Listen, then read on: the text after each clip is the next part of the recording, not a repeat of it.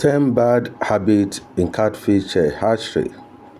You are welcome once again. You are welcome to my channel. You are welcome to Catfish Solution Academy. My name once again still remains your Biodun Odutola DTM, your great uncle on this channel. Today I'll be talking about 10 bad habits in catfish hatchery. Though in all areas of life we do have bad habits, but so I'll be picking up just 10 bad habits in catfish hatchery that most people do not know is a bad habit, and that maybe that is what is really affecting their hatchery process. I've received a lot of questioning on catfish hatchery. Basically, most of the questions I receive daily, 90% of the questions are on hatchery. I know people do have a lot of challenges in hatchery, and I normally tell you guys it's not about how you think you know, but it's about the logic you can put into it. I've had experience in hatchery for a long time, and I've seen to it that the most aspect part of hatchery is basically the water management. And the water management basically do not only mean when your water is clean. Or the water management basically do not mean maybe you are seeing a surplus of water, but what are the parameters and the bad habit of the water you want to use. Let me give you just a short story. I visited the farm, and when I got to the farm, I noticed they have about 3 boreholes and they have 2 wells making 5 ponds. So when I got to the farm, I went around to check all the waters. Why I'm doing so? Because I know there's no how they could have such a borehole, and the farm has been existing for almost about 7 to 10 years, and they are not making any result on hatchery. Basically, they are not making any result on hatchery. So far, the facility is they have not made a single fryers. They have not hatched even 1,000 fryers for that 10 years. That's the truth. So by the time I visited the farm, the first thing I did is that to go and monitor all the water. So by the time I finished monitoring the water, I discovered the best of the water. So when I now discover the best of the water, I now do my spawning process, and I have a massive result. But to my surprise, when I go there, because of all the materials I bring along, I carry a lot of materials in order to correct, in order to control, in order to check all those parameters I think I may have problem with. Lot of materials. Yes, I can say lot of materials, because there's no lot of materials I'm not with. But by the end of the day, I now discover there's a particular water in that farm does not need anything at all. You don't need to put any kind of parameters at all. The water is crystal clean, the water is clear, the parameters are perfect. But because of many, and they have brought in many hatchers. As I said before I got to that place, hatchers that have been there will have been about 25 hatchers that have hatched, that have failed, that are hatched, that have failed. But this hatcher refused to check all these things.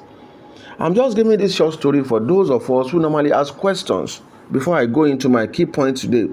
I may not finish today, I might put it to part 2, but this is an advice that I think will be very useful for breeders. So, but most of the farmers have been there, the hatchers have been there, do not check all these things. Mostly what happened to them that most of them do not really care about parameters. They don't even have kit to check. They don't check. That's the problem. They don't check. But the only thing they go for is that they go for the water. There's a water, they have a gushing water. The gushing water means water that resolves himself. This water comes out 24/7 from the borehole. The water goes in 24/7. So that is the water everybody rush into, and that water is not good. But by the time I tested the water, I discovered a lot of bad parameters in the water, so I now quickly go for that. So I have a massive result. After I've done that, the farm owner said I didn't do anything. That all what I did is just don't understand. The only thing is understand that I have a result. So I left. After I left, the farm owner taking another mostly about 7 or 5 people to do the same job, but they couldn't make any headway. So what I'm driving at is that there are some bad habits we have been doing, and there are some things we need to do to get it right in catfish breeding process. So what you are watching from the background is some of our online program. It's a long online program because of the charges.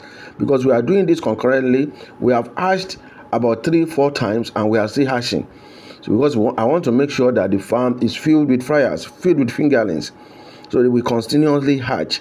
So what you are watching from the background is one of our mentorship program in a farm. I'm not presently there, but if you can watch the small icon down the video, you will see that I'm live there giving them the training. I'm training them on what they are doing, nothing they are doing there that I'm not involved. So if you need such a practice, make sure that you contact me and it will be done. Just chat me on the number on the screen and I will give you my charges if you really think you needed it. If you have a manager, if you're having problems in your farm, make sure that you contact me and we can work it together, and I bet you by God's grace it will work to better.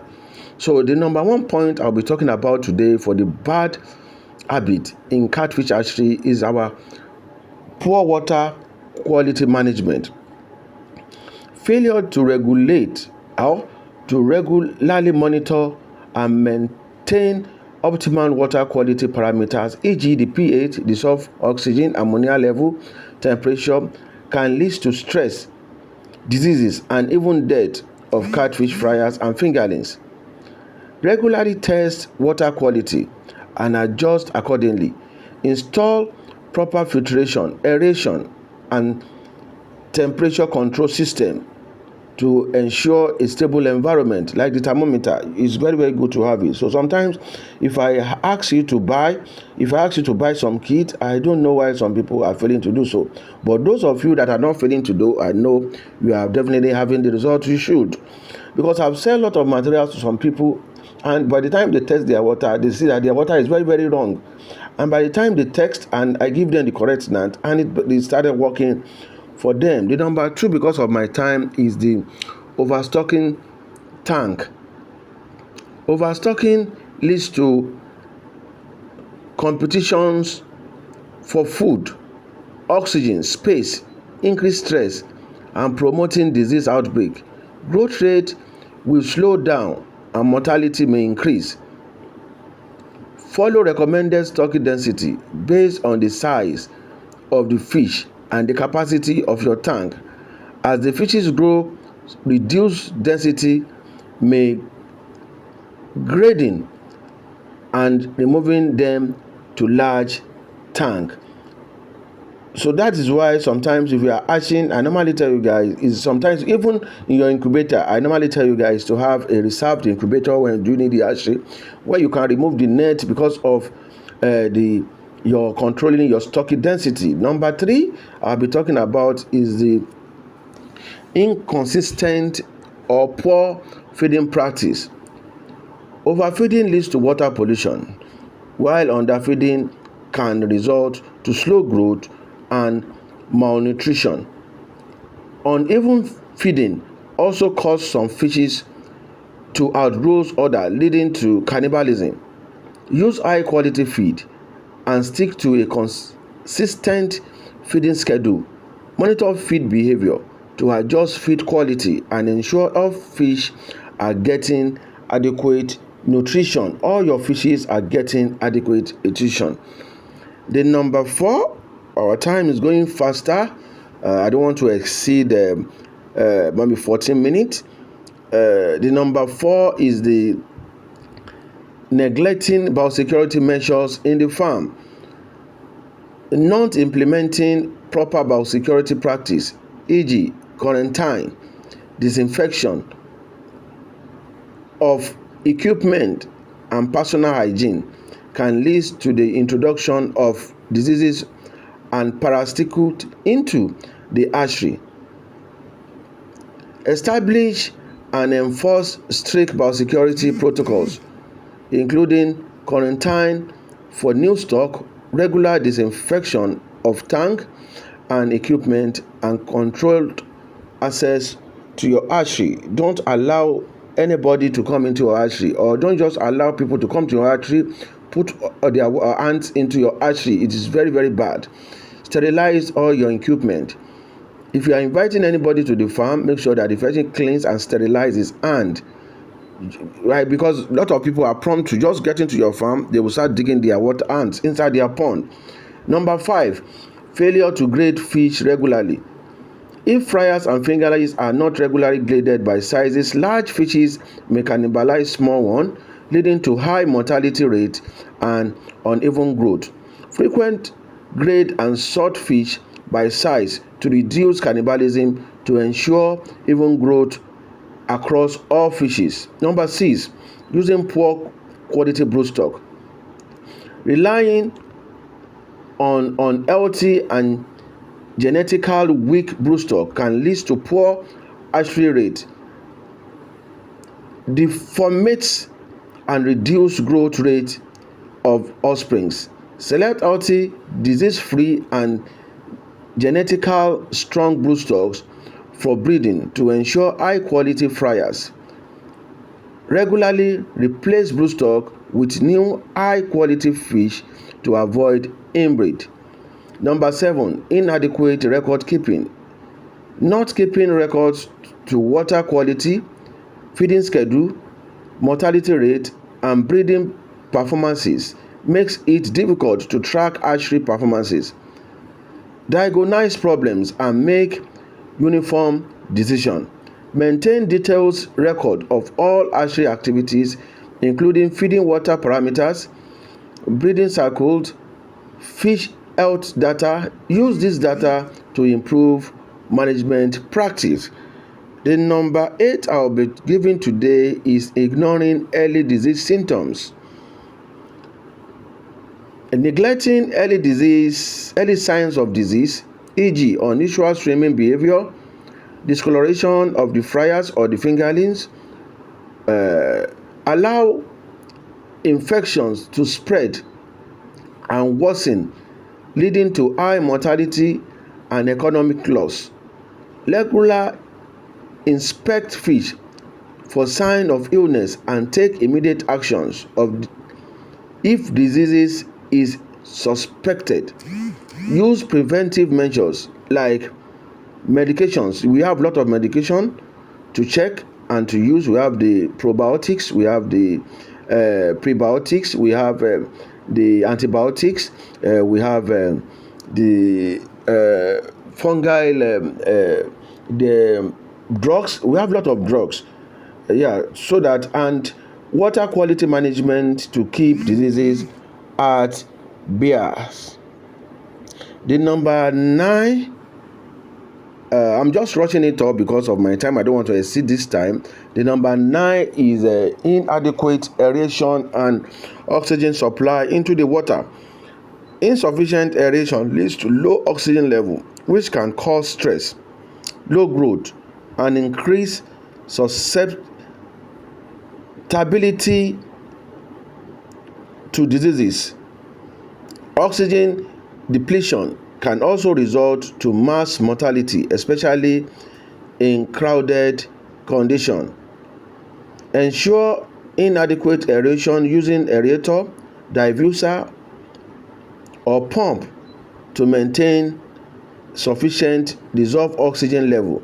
Monitor oxygen level regularly, especially during feeding and warm weather, when oxygen demand should be higher. Number 10, and that's the last for today, is the improper handling during transfer. Rough handlings of fryers and fingerlings during grading, transportation, or tank transfer can lead to stress, physical injury, and high post-transfer mortality. Handling fries gently using soft net and avoid unnecessary handling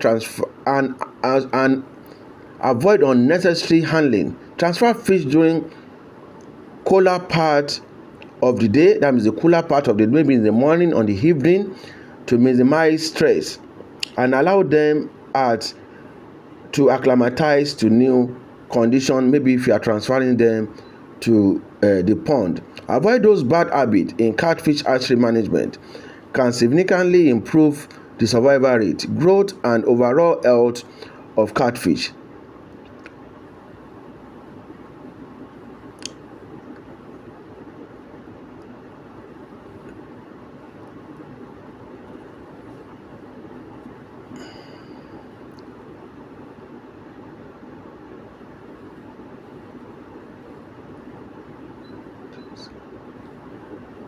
Prioritizing water quality, proper feeding, and biosecurity, while also saying attention to the needs of your fishes, is essential for running a successful hatchery. I think this is the time I will be going for today, and I will try to bring a very important topic maybe tomorrow, which I will be talking more on how to avoid diseases in hatchery, doing hatchery. It is important because there are a lot of ways you can accommodate diseases into the hatchery. So once again, I'll be going today. Once again, my name still remains Odutola Isabi Oduditi, and we are great uncle on this channel. Thank you and God bless you all.